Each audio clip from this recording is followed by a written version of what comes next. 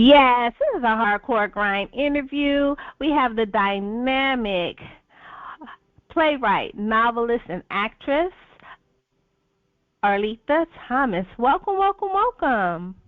Thank you, Lissha. It's good to be here. I'm so glad because I know you'll be busy. I'm glad you were able to make time to fit me in. Of course.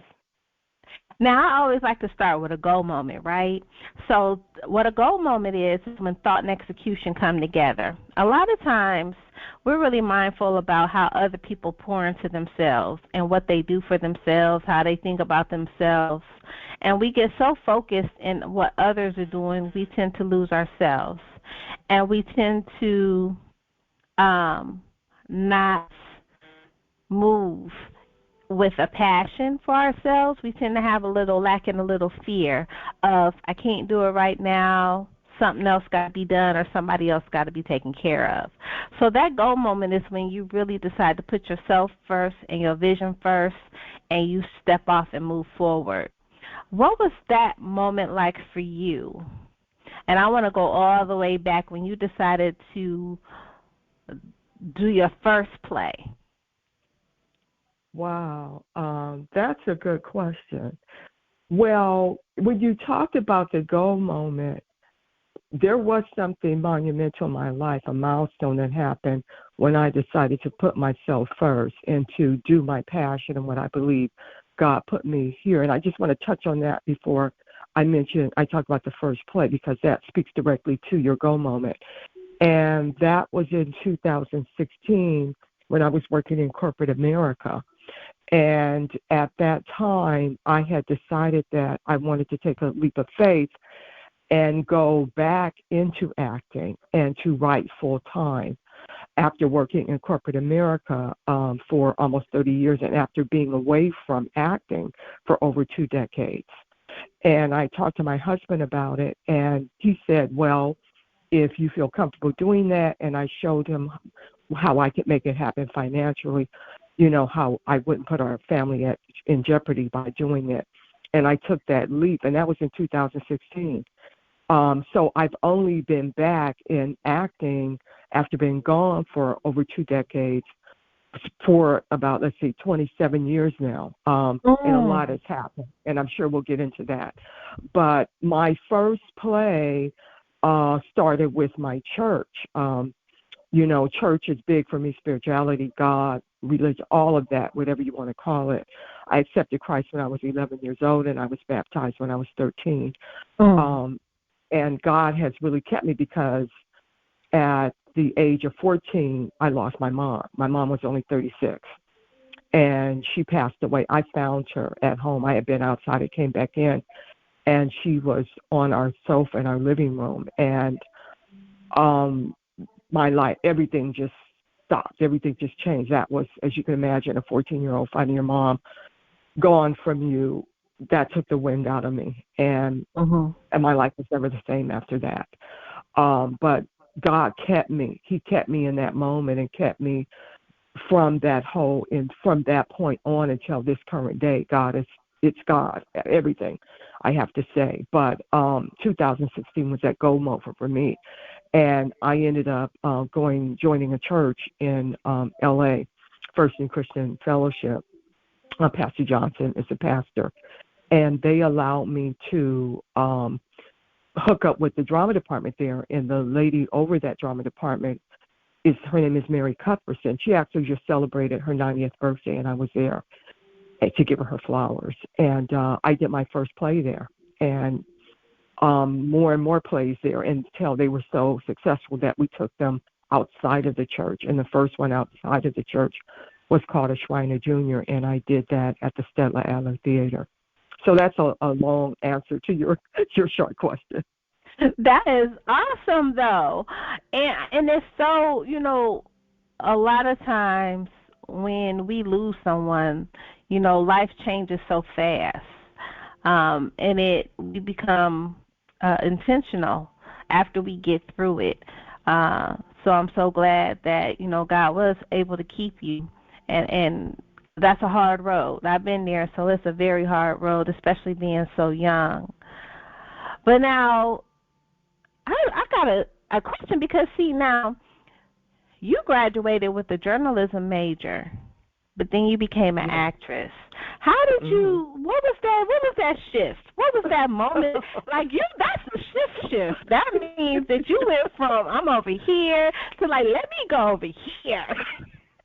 I know, it's crazy. So in high school, I was on the speech team, and I had a lot of friends that were on the speech team, but they were also in the drama department. And even back then, I'm an old soul. Even back then, I was calculating, and I was thinking, okay, actors, they wait on tables. That's not really a practical job. I can't do that. I'm going to be a journalist, not realizing that that's pretty much entertainment too, and just as difficult to break into as acting. But I majored in journalism. And so when I graduated second in my class, and that was something else I did, because you have to imagine my mom died when I was 14, right before I started high school. So we had to move from San Francisco to Compton to live with my mother's father, my paternal grandfather, and my grandmother. And so I went to Dominguez High School, and I was going to become this journalist, and I wasn't, going to do the acting thing, even though I had a lot of acting friends. And I got on the speech team, and I met someone in the Elks Club, and they introduced me to the Dean of Law at USC. And I ended up going to USC to study journalism. And I was going to be like Barbara Walters, and, I was going to do that whole thing. But I found myself not really vibing with journalism for some reason. It just started happening inside of me. And when I graduated, I tried to get a job, and it was during the recession. It was a really bad recession. So how it goes is you go work in a small market, and you work your way up to the larger markets like New York and LA. And no one was leaving their jobs in these small markets because of recession. So I couldn't get in. I even talked to a news director in Alaska. I promise you, Lissha, I was willing to go to Alaska to do be a journalist, and it didn't happen. And so I started interning at a radio station, still trying to, sharpen keep my skills sharp and stay on top of my game. But it just wasn't happening. So I had to get a day job. So I started dabbling in modeling, and I did that, and they were telling me, oh, you're not tall enough to be a model. I'm 5'7", You're not tall enough. You need to be 5'8", 5'9", or whatever. They said, but you could do commercials. So one thing led to another, and I started studying. I decided I said, this acting thing is calling me. I went to see a live show. I think it was either Red Fox or Jefferson's Dating Myself. And I was noticed by one of the producers, and they said, you could be a model. So they hooked me up with the California Mart, which used to be downtown, and I started doing some modeling. And then from when they told me I was too short to be a model, and they said, you need to go into acting. So I started, I realized I had suppressed that desire way back from high school. So I started studying, and I started getting jobs, little under 5 roles on soap operas. I got some B movies, and I started doing that. But what happened in that process, losing my mom at 14, and a lot of other things that happened to me as a child, which I'm not going to get into, with a lot of, I had a very challenging childhood. I was scolded by a neighbor at 3 years old. It's a lot of stuff that happened. So when I graduated from college, I started acting out. Acting out the loss of my mom. I was anorexic. I was bulimic. I was drinking. I just started really just going off the rails. And I knew I needed to step back, and I needed to get my spiritual life back on track. And that's how I ended up going from journalism to acting, and then how I left acting for more than 2 decades, because I was dying, and I needed to get my spiritual life on track. And I left the business. I got a regular gig I excelled in corporate America. But while I was in corporate America, I was still tapping into that creative side of me. And I was writing books. I was doing plays for my church. And I started doing all of that. And then that leads up to that go moment in 2016 when I decided, okay, I'm good spiritually. I'm strong with God. God is leading me. I'm going to go back. And I'm going to go back to acting. And I'm going to go back to writing full time. And that was that journey. love it. I love it. I love it. Now, your play, One Woman, Two Lives, it received critical acclaim. How did that experience differ from your earlier works within the plays you did at church and the acting you were doing? How did that really impact your career moving forward? It was amazing. The plays we did in church, I put my heart and my soul into them. They were uplifting, and our church was right across the street from Washington Prep. And there was the gentleman over the drama department there was Mark Swinton, who is now a director for Tyler Perry and a producer in his own right. Mm-hmm.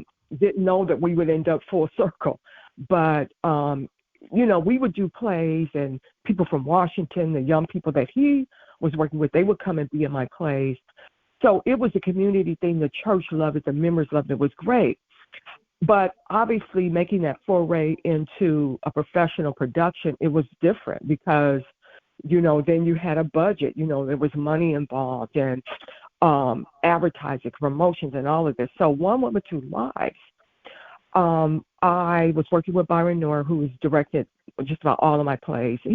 Byron Nora just won NAACP Image Award for Best Director for a play that I wrote and produced last year called Mommy and Clyde. It was at the Hudson Theater, starring Courtney Nicole, who was my co-star on Assisted Living, and Janessa Morgan, Melvin Ward, and Courtney's husband, Jamal Gardner. They were nominated for Best Ensemble. So when I did One Woman, Two Lives, it was a play that had been in me. It kind of loosely tapped into my life a bit. Some of the things that when I was going through it, I was out there. So this play was about a woman who had been out, and she had a pimp, and she was, in the streets and all of this, and she had changed her life. That wasn't my story exactly. I wasn't out there with a pimp and all that, but I was partying and drinking and all of that, and so she had this unsavory life, and she changed her life. Her life changed, and she got a husband. She met a preacher. She married a preacher, had kids, and was very well respected in the church. And she had won First Woman of Church, of Award of the Year. And that publicity got out about it, and her pimp found out about it, and he tracked her down and invaded her life and threatened her and blackmailed her. Amazing play. So Denise Dowse, the late Denise Dowse, an incredible actress. I don't know if you remember her from Beverly Hills 90210. She was a principal, and she's directed. She worked also at Amazing Grace Conservatory. She was the resident director there. Beautiful human being, wonderful woman. She directed the play, and Kellita Smith from Bernie Mac was brought on to play the mother, this woman. So I'm dealing with, these names, stars, and it just took things on a different level. It humbled me. And when I look back at how I started in the church and how God brought me to be working with people like Kellita and Denise Dowse and the late Billy Mayo, he was the villain. It was an amazing experience to see something I had written that God had given me brought to life on stage by these wonderful, talented people. I will always remember that play. And Kellita was nominated for Best Actress, and Sammy Wayne won for Best Supporting Actor. He was in the play. Words can't express how amazing it was. It was just an amazing, unforgettable experience. I love it. I love it. Now, you also created a mystery series with Detective Rachel Storm. about that. What made you want to write mysteries, honey? It's so funny because, I am actually reading the series myself and enjoying it. It's been so long since I've written it. It's like I'm on the edge of my seat trying to figure out what's going to happen because I don't remember. But how I got into the mystery thing, when I was in the 5th grade, my teacher had an assignment. She has made an assignment. She wanted all of us to write a story, short story. So I wrote a story, and she ended up reading my story. She said, all of them were good. This one stood out, and she read my story. That's how I got the writing bug. And she was like, you're a talented writer. You could possibly write books one day. So I ended up she gave us another assignment, and I did this assignment, and it was dark. She said it was dark, and it didn't really appeal to her. So I could see the seeds of that dark, crime, mystery. And then when I wrote my first series, the Cast Event series, that was more romance. And then I wrote this book called For Ladies Only, which won a Jesse Redmond Fawcett Award. I started seeing that I was gearing toward mystery and suspense. It was it evolved naturally. I think it was always in me. And that's when I came up with the Detective Rachel Storm series, which is a 3-book series, Justice for Jessica, Losing Laura, and A Pity for Her Heart. And I love it. I love writing suspense and mystery because it's like playing chess. There's so many moving pieces, and it's really cerebral. You really got to know. You got to make sure, you have your red herrings where you're throwing the audience off. You're making them think this person is the suspect and, he's the killer. And I love messing with the audience like that. I love the cat and mouse. I love the putting clues there, or the mystery and who did it, and knowing who did it, and knowing people going crazy trying to figure out who did it. But it was a natural evolution for me. My latest book is, and from that point on, I've been writing suspense. My latest book, The Daughter Between Them, is mystery and suspense. I'm getting great reviews on that. That book is available on Amazon, by the way. But yeah, I think it was just a part of me. So your latest book, what was your vision behind creating The Daughter Between Them? In our world, in our society, men are, I guess if you run the stats, most of your serial killers are men. Most of your criminals are men. Men tend to be more violent. They have testosterone, dealing with that. You got boxing, although they're women boxers. But usually your culprit, your bad guy, guy, tends to be male. And I wanted to toy around with the idea of, most of my books are female-driven. And so I wanted to have a female antagonist, a female villain. And that came to me. And then I liked the idea of 2 women that are connected in a mysterious way. And I have this thing going now where I do the now and the then. In my other book, The Girl in the Blue Blazer, there's a now and the then. And there are 2 people, and they're connected mysteriously. So that was the inspiration. I wanted to do something where a female was the bad guy, if you will. And it followed in this format that I have, the now and then. So the book opens in the now, the current, with this character, Leslie. And then prior 10 years is Barbara. And you're following both of their lives simultaneously, alternately. You're going back and forth. But there's a connection. And as you read, you will find out what that connection is. But that was the inspiration. I wanted to do something women, and I wanted to do something with mothers and daughters. The book came out in May, the month of Mother's Day, and me losing my mom when I was 14, there's not a day that goes by that I don't think about my mother. And as a matter of fact, my mother came to me in a dream when I self-published my first book, my first very, very book, called The Daughter Denied in 2008. My mom came to me in a dream, and it was so clear. And it was an experience. It was a vision. And she says, and she just looked so good and happy, and she said, I'm better. And she looked at me, she said, I heard you wrote a book. That blew me away. I'm experiencing this. I jumped up like a cracker, like a jack in a box, running down the hall. My mother came. So, yeah, but that book, The Daughter Between Them, and I dedicate it to mothers and daughters everywhere because there's a strong love that both protagonists, both women in both time periods, have connection and a love for their daughters. Absolutely, and it's funny you said that. My mom, she passed in 2016, and it was really, really hard for me. And I always compared it as being a shell because you can still walk the earth but not and be empty. You walk and you're smiling, but there's just nothing there. And I remember sleeping, and I had this vivid, it was like real. When I say real, it was real. And she was talking to me, and she said, "I'm sorry for leaving you." But, I always tell that story because a lot of people, they've never heard or felt their soul cry. Yeah. And the feeling that comes from behind that. And it's a release and a relief when you have that type of moment. So I always tell people, they're going to come to you in your dreams.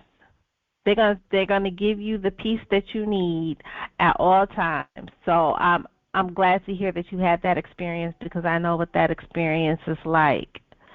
Yeah. Now, you are. You got me crying here, Lissha. Who are you, Oprah Winfrey? That's what my dad calls me. You got me crying. See, you're not right. But it's a real thing that happens, and being a Christian, I know that God will keep you, and some stuff that you go through in life, people will be like, "Girl, how'd you?" I didn't even do nothing. That wasn't even me. I was just there. I was just there taking orders and directions. But you have to. It's really difficult sometimes to maneuver. And I think I want to ask you that because being in Hollywood has a very dark side.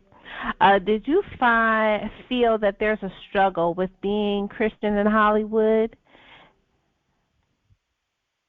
Well, you have to realize that, I was in there in the 80s, and I was in there for a hot minute for about 5 years. And I didn't experience that because I wasn't in there long enough. And I was acting out and having my own issues, and that's why I had to leave. And when I came back in 2016, you have to realize I missed, like, my prime. Like, I was in the same class as Angela Bassett, Vivica Fox, Vanessa Williams. We're all in that same age group. Mm-hmm. And I missed that part in my 20s, my 30s, when you're more susceptible to the dark side, where people are coming and tempting you. Because when you're in your 20s, 30s, you're not as mature.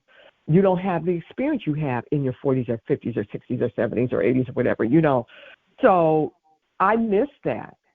And who knows what I would have come up against during that time if I had been there. But I'm older and a mature woman.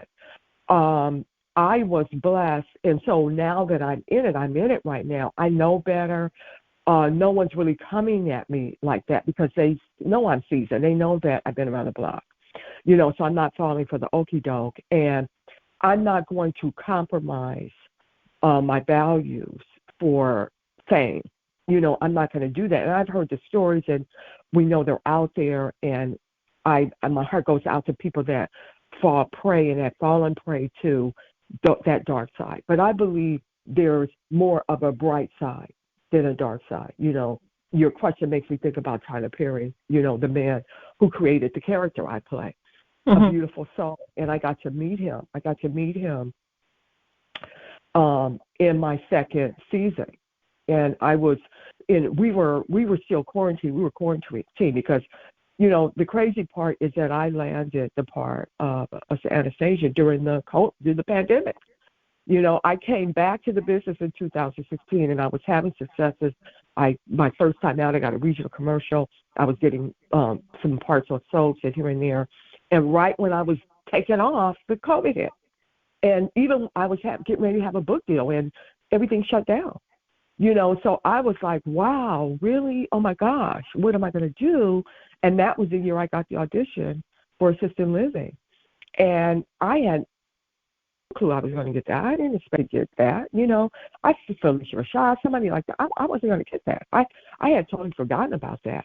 And then my agent called me, and she was like, they're making an offer. And I'm like, I didn't know what she was talking about. She said, for assisted living, the anesthesia, and I just screamed. I screamed because I was in total shock. This is God, this is God, this is God. I just said that this is God. I got to meet Tyler. We were quarantined, and we were staying at the base camp. And he drove by, and I said to myself, if he gets out, because he was living in the bunk catty corners where I was. And Courtney Nicole, we were talking, and I said, was that Tyler? She said, yeah. And I was like, okay, if he walks away, I'm not going to bother him. But he walked toward me. He came toward me.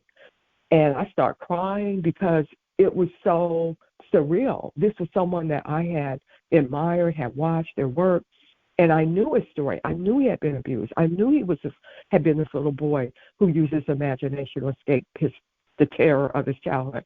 And I had a similar childhood. So there was I felt a kinship with him. And that's why I cried, because I thought to myself, wow, this guy, he never gave up. And if he had, I wouldn't be here. I wouldn't have my dream. So I was blessed to come in as an older person who had been seasoned, had been around the block, to meet lightness, to meet this man who radiated goodness and lightness, and who was in his mission that God had given him. So I have been fortunate that I haven't had to experience, and the people I work with, David and Tamala Mann, Naeem Glenn, Courtney Nicole, Chet, Damian Leake, the young people, Alex Henderson and Taylor Buck, all these people are just bright souls.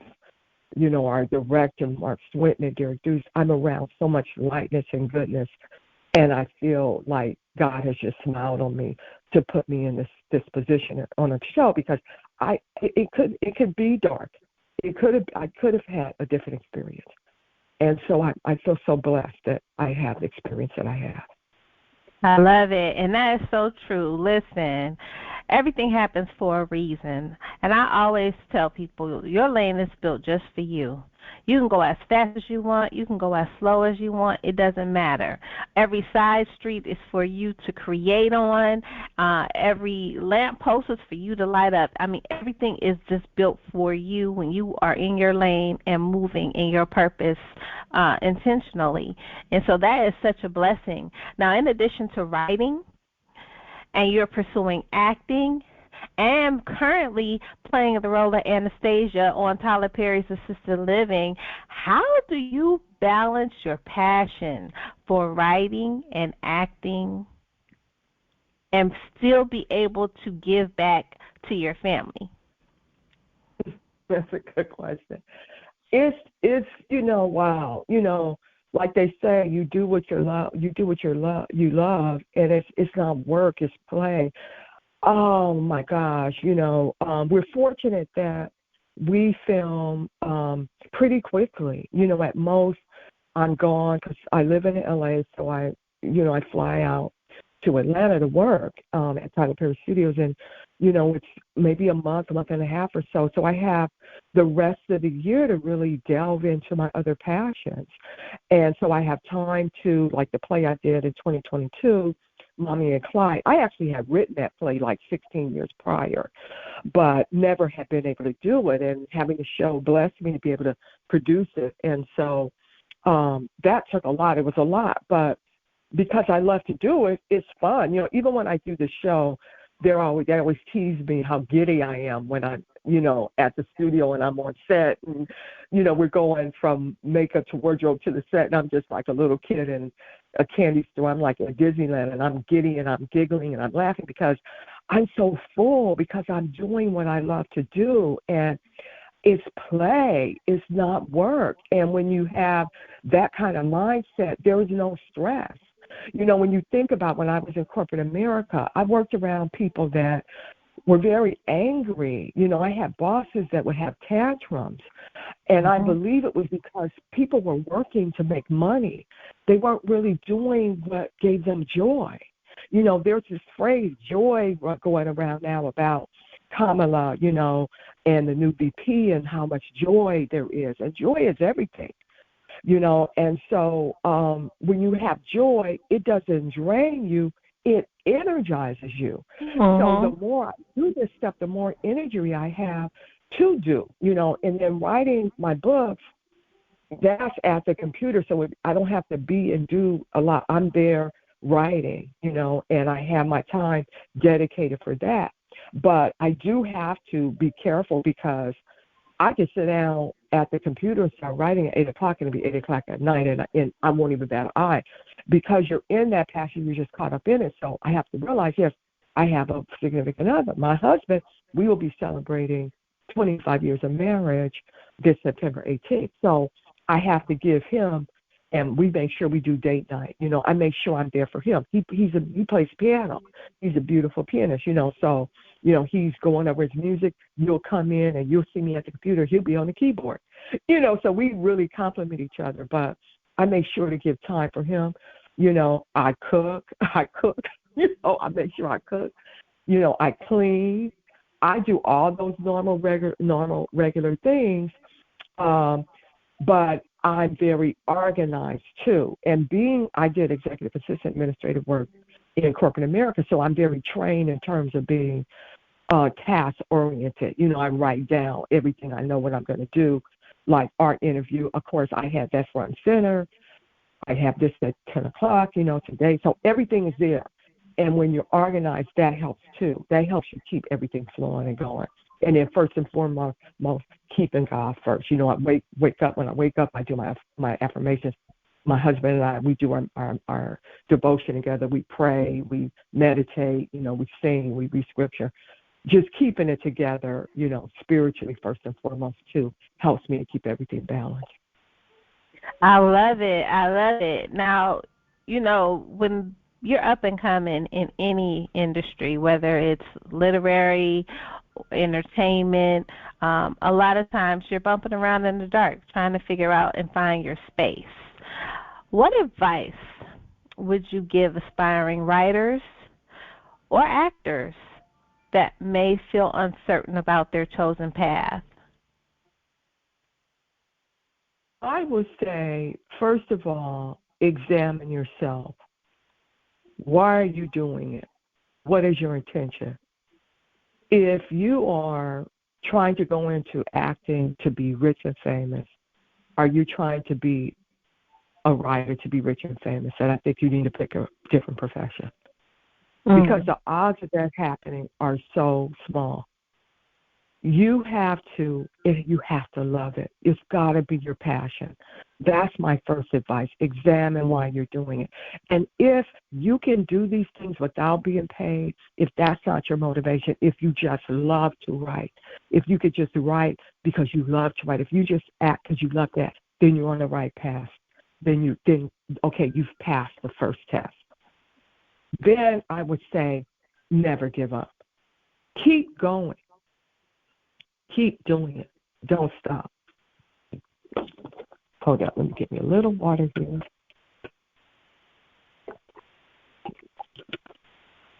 Don't give up. Keep doing it. And then I would say hone your craft. You know, if you've never acted before and you're not comfortable, get into a class. Get into a workshop. Study. I studied for 7 years with Coach Joel Asher, and then I even took acting workshops when I came back. Same thing with writing. Get into a creative writing class. Take workshops. Get into a writing group. Hone your craft. And then step out there. Step out. Start going on auditions. Put your work out there. Even if you have to self-publish, put it out there. Don't be afraid. Have that go moment, as you said, Lissha. Do your thing. Do you. Do you. Absolutely. And I That's my I advice. absolutely agree. I always say, be you, do you, for you. Because, honey, when you do it for other people, you will lose yourself every time. And once you lose yourself, you lose everything. So I That part. absolutely agree. I'm so glad that you said that because that was the truth right there. So you got acting, you write plays, you write books. What's next? What's next for your vision for your branding career? Well, I would, in the long term, I want to mentor. I would love to mentor young, up and coming wannabe actors, writers. I would love to have a workshop of sorts where I'm giving back in that way. I give back individually. I'm always encountering people who want to know how to get started, and I talk to them, and I've even referred them to my agents and stuff like that. So I probably, in a more structured way, would love. I can see myself doing that. That's something I want to do.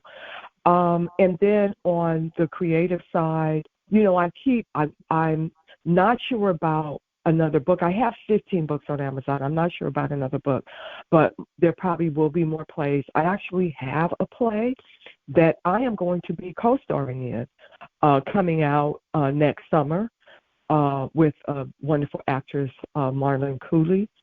We're going to be doing, it started out as a two women play, but it's going to be four characters, called A Girl's Guilt Trip. That's going to be coming out, God Says the Same, next summer. So I have that coming. But yeah, long-term mentorship, and I want to continue to do the show, assisted living, and other, works. But that's it. It's a lot. It's a lot, and I love it. It's a labor of love. I love it. I love it. Well, I thank you so much for sharing your time, space, and energy with me on today. I want you to shout out all of your social media where everybody can get in contact with you and where everybody can see you on the big screen. Lissha, it's been amazing. You're an inspiration. I've had a great time, and all of my social media can be accessed from my website, Alretha, Alrepha, Thomas.com. If you go to alrethathomas.com, there are links to my Instagram account, my Facebook, my Twitter, and my IMDb account. They are all there. And stay tuned because we are coming back, Assisted Living and House of Pain. New seasons are starting Tuesday. House of Pain on BET will be coming back with new seasons, new shows, rather, at 9 p.m. Pacific and 9:30 p.m. Pacific. Assisted Living will be back starting our new season 5. So please check it out. It's going to be a lot of fun. But yeah, if you go to my website, you can also get the latest book there. You can there's a link to Amazon on that site, alrethathomas.com. You can get all of mine. Up in the little right-hand corner are links to all of my social media. I love it. I love it. Well, I thank you so much, and I will talk to you soon. Thank you, Lissha. It's been great. Have an amazing day. And thank you all for listening and for your ongoing support.